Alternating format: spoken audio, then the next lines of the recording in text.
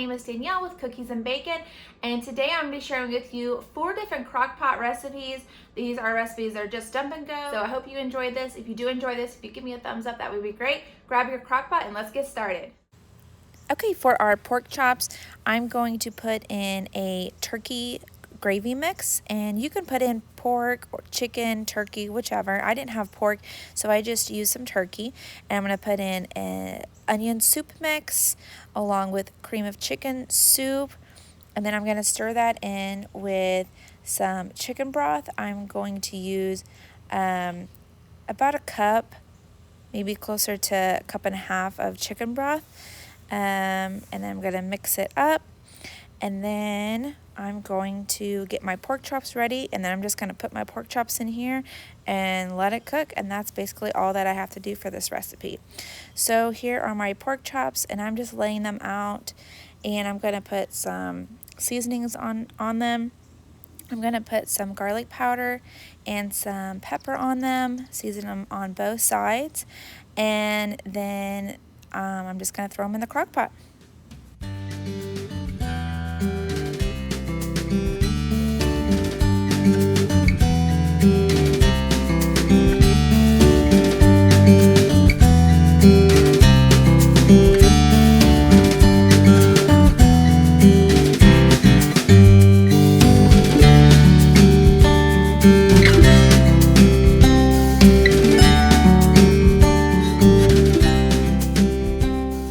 After they're done cooking, you can put 3 tablespoons of cornstarch with 3 tablespoons of water in the soup mix when they're all cooked, and that will just thicken it up. I was going to, but my husband said that he didn't really care, and that, you know, he doesn't really care for thick gravy. I prefer it, but he was just fine with it, so I just let it be. So that's why I didn't show it in this video.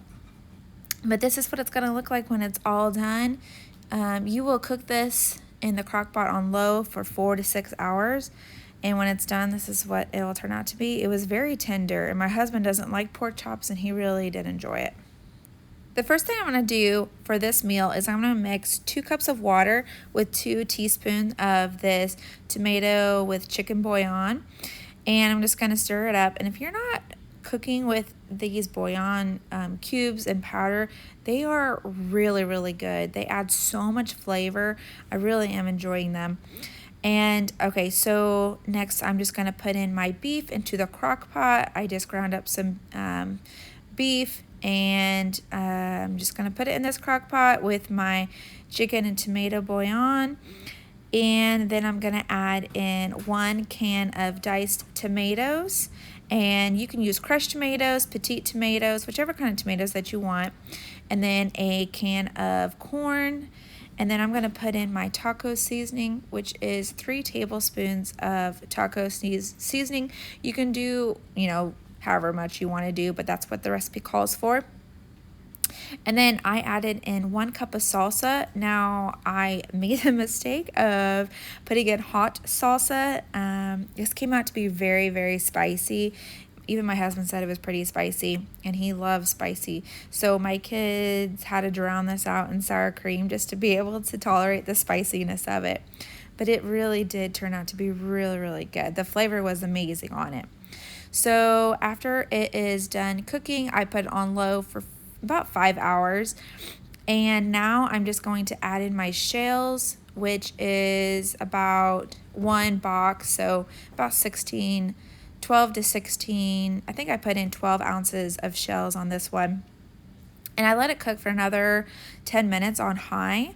And then I'm going to add in my cheese, so I added in a cup of shredded cheese, and I just mixed it up. And then once the shells were cooked through, so it took about 10 to 15 minutes for the shells to cook through, and when those shells were done, then I had a beautiful, delicious taco pasta, and we had some chips on the side of it as well, and I'm sure some rice would have been amazing with it as well. Okay, the next one is very, very flavorful. We're going to add a bunch of seasonings to it. So I have a cup of chicken broth that I put in the crock pot, And then we're just going to add a bunch of seasonings. So first we have cayenne pepper. I added a fourth a teaspoon of cayenne. And then I add in half a teaspoon of garlic powder, a fourth a teaspoon of onion powder, half a teaspoon of oregano, 1.5 teaspoon of paprika, 1 teaspoon of salt, a fourth a teaspoon of pepper. And then this is optional. I didn't add this just because this recipe will turn out to be really spicy. And so my kids, I just want them to eat it. You know, I just want them to eat what I put in front of them. And if it's extra spicy, they're just not going to. So you can add in some red pepper flakes. Maybe just like a fourth of a teaspoon would be really good. My kids just are kind of wimps when it comes to spiciness. So that's why I didn't put it in there. And then we're just going to stir this up and then add my chicken. I'm going to add about 2 pounds of chicken to it and just let it cook on low for about 5 to 6 hours. And then we will put in our cream and noodles and cheese, and then we'll be ready to go.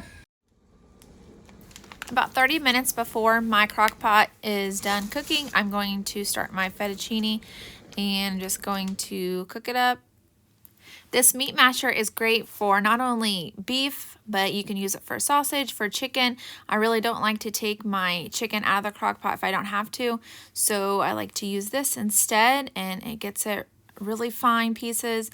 So that's what I'm doing right here. I'm just making sure if everything is shredded the way that I'm wanting it to. And then I'm going to go ahead and add my 2 cups of heavy whipping cream. And then I'm going to stir that through, and then I'm going to add just a little bit of cheese, about half a cup of Parmesan cheese. And then when my noodles are ready, I'm just going to add it to this, and then dinner will be ready.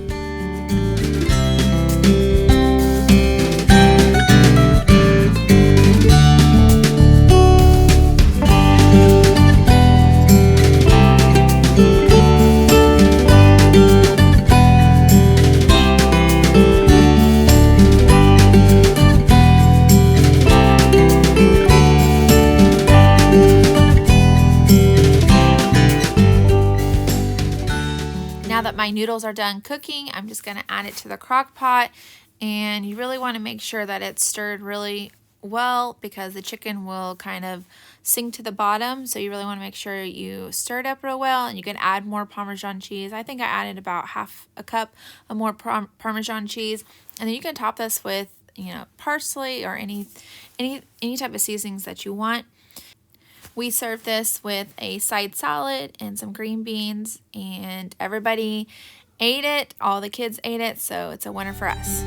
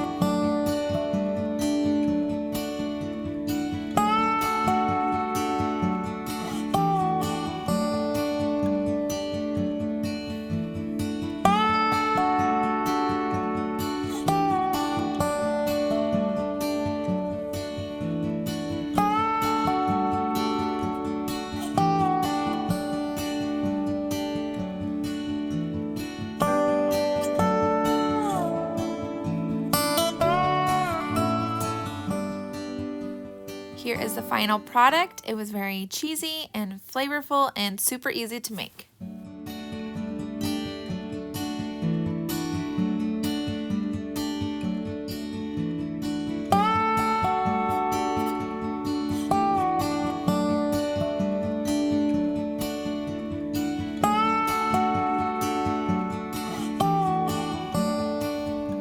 So sometimes I have really good ideas and sometimes I just don't. And this is one of the ideas that just did not pan out for me whatsoever. I'm not sure what I was thinking, but I had this little crock pot and I had something else in the other crock pot, so I was like, I will just use this one. But it turned out to be a fail because it all ended up spilling over, and then I had to transfer it to the Instant Pot in the end anyways, which has a slow cooker button on there, so you can slow cook things in the Instant Pot. I don't know if anybody knew that or not, but you can definitely do that, and that's what I did.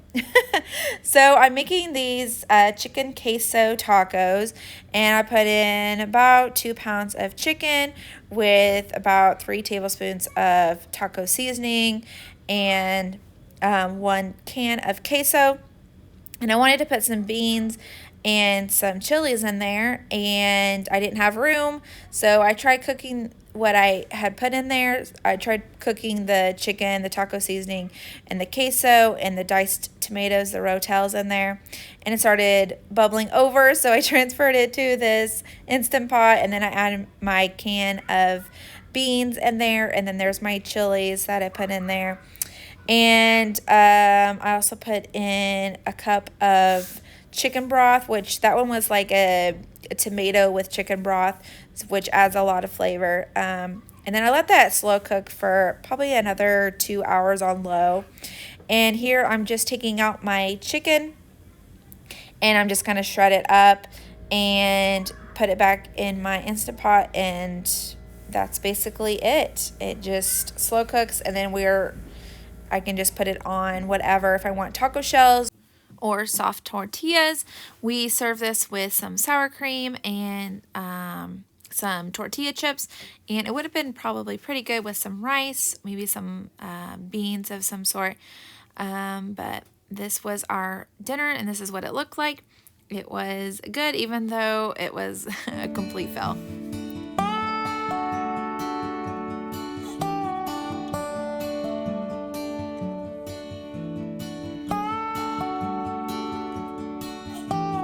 Thanks so much for watching, and subscribe so you don't miss my next video.